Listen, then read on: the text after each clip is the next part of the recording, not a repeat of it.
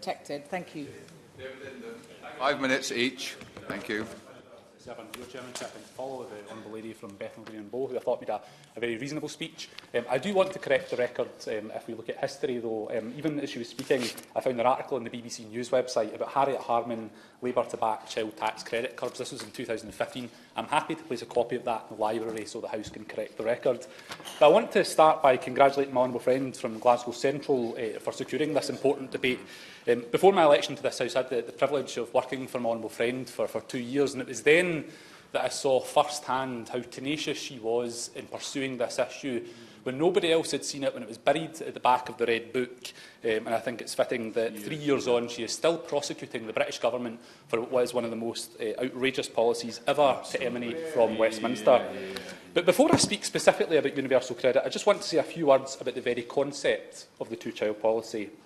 Even 3 years on, and having developed a degree of knowledge in this subject, I still cannot fathom how this policy got through Cabinet, let alone onto the statute books. And I think, Mr Speaker, in the past, the Conservative Party could probably quite justifiably have laid claim to the mantle that they were the party of family values.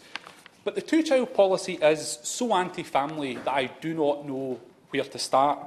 But I'll start with the outrageous claim from the Conservatives that people should only have the number of children that they can afford, as if that's a calculation that people make when planning a family. Because if you follow that logic, then quite frankly, we would be left in a position whereby the only people who would have more than 2 children are the likes of Jacob Rees-Mogg, and what a kind of society would that look like if we followed that? The two-child policy is also deeply offensive to those of us from a faith community, whether it's Presbyterians or Roman Catholics who forbid contraception, or Orthodox Jews who, for religious or cultural reasons, favour larger families. Then this policy completely disrespects them and their views. I would also argue that the two-child policy is short-sighted from an economic point of view. At a time when we have an ageing population, it's actually important that we also have a growing population, which contributes to the tax base and helps to fund public services. But the reality is that the two-child cap is an ideological policy which is pursued simply to drive a wedge through society and to cause a distraction from real issues. It perpetuates the myth that there are millions of families out there breeding for benefits when the evidence just does not simply back that up. The two-child cap breaks the fundamental link between the need and the provision of minimum support, and it implies that some children, by virtue of their birth order, are less deserving than support.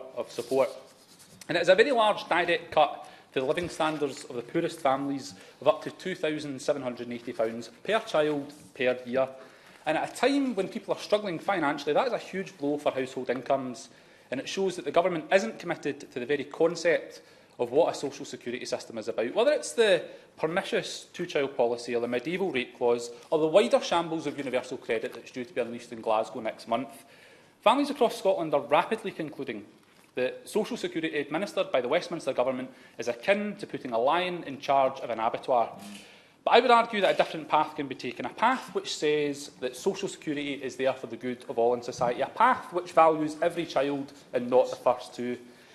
And, Mr Speaker, I think people in Scotland are rapidly concluding that the only path to delivering that fairer society with a comprehensive, fair social security system, free of family caps, free of rate clauses and free of universal credit, is with an independent Scotland. And quite frankly, with policies like the two-child cap and universal credit, the British Government is only hastening people along that path to independence quicker.